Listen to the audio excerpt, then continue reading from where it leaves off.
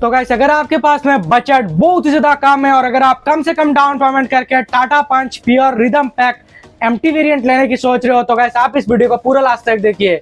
तो गाइस इस वीडियो में मैं इसके एक्स शोरूम प्राइस के बारे में, इसके मिनिमम से मिनिमम डाउन पेमेंट्स के बारे में, इसके मंथली ईएमआई के बारे में और ये गाड़ी लेने के लिए आपकी मंथली इनकम कितनी होनी चाहिए, आपकी मंथली सैलरी कितनी होनी चाहिए, इस बारे में बात करने वाला हूँ।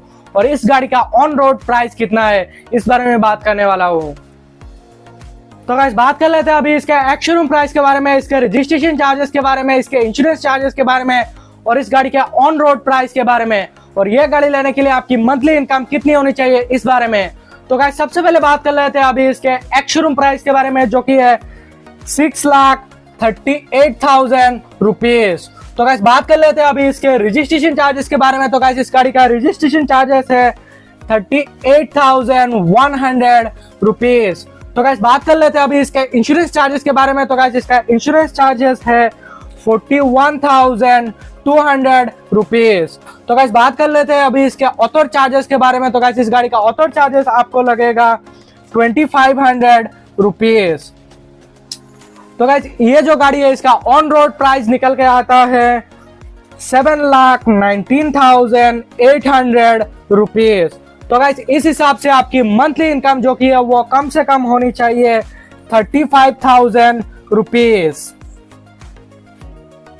तो गाइस अगर आपका मंथली इनकम जो है वो 35,000 रुपीज है तो गाइस इस हिसाब से आप मंथली सेविंग्स करेंगे जो कि है वो है 12,000 रुपीज और बाकी का आपका ऑथर एक्सपेंस में जाएगा 23,000 रुपीज। तो गाइस अगर आप 12,000 रुपीज करके सेविंग्स करते हैं अगर इसको 8 मंथ तक तो उसके बाद में आपके पास में आएगा 96,000 रुपीज। तो गाइस इस गाड़ी का जो मिनिमम डाउन पेमेंट है वो है 84,000 रुपीज।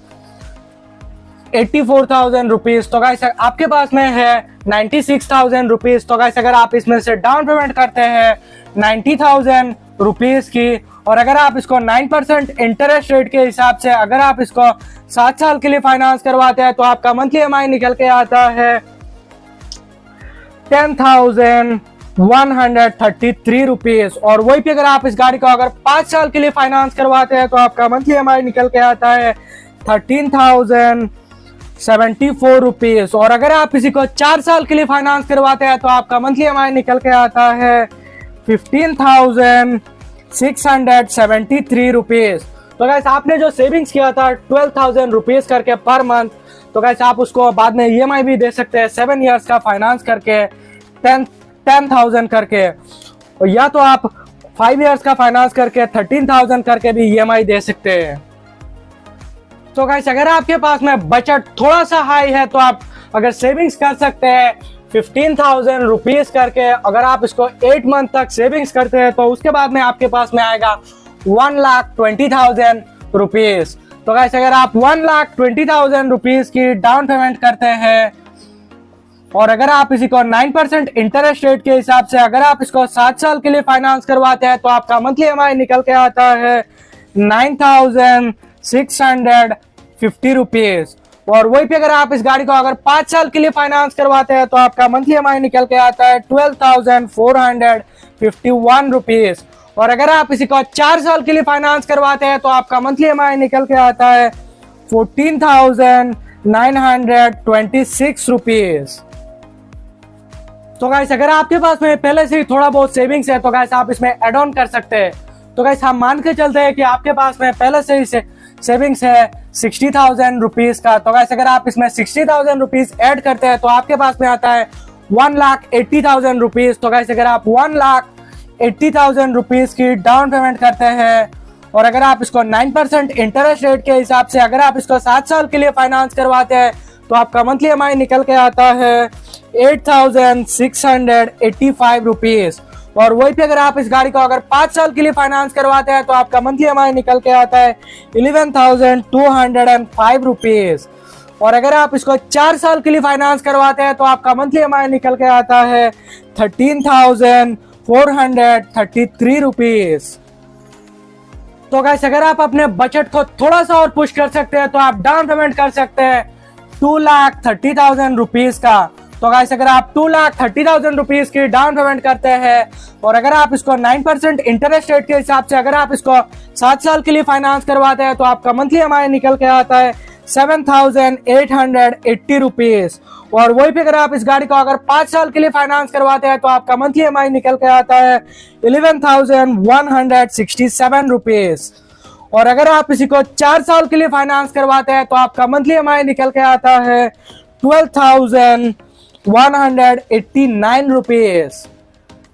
तो गाइस अगर आपके पास में बजट हाई है तो आप डाउन पेमेंट कर सकते हैं 3 लाख रुपीज की।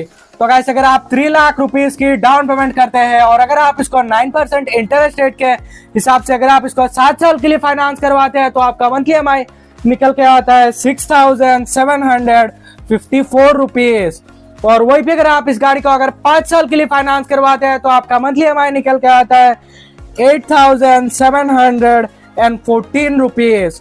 और अगर आप इसी को 4 साल के लिए फाइनेंस करवाते हैं तो आपका मंथली EMI निकल के आता है 10,447 रुपीज।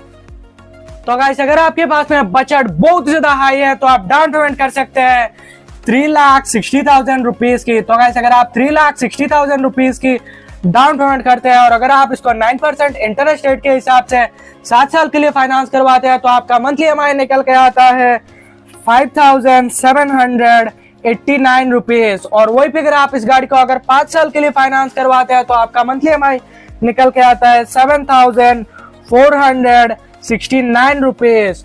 और अगर आप इसी को 4 साल के लिए फाइनेंस करवाते हैं तो आपका मंथली EMI निकल के आता है 8,954 रुपीज।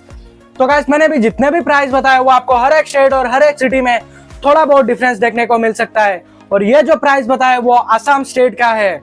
तो गाइस अगर आपको ये वीडियो पसंद आया तो वीडियो को लाइक करना और चैनल को सब्सक्राइब करके जाना।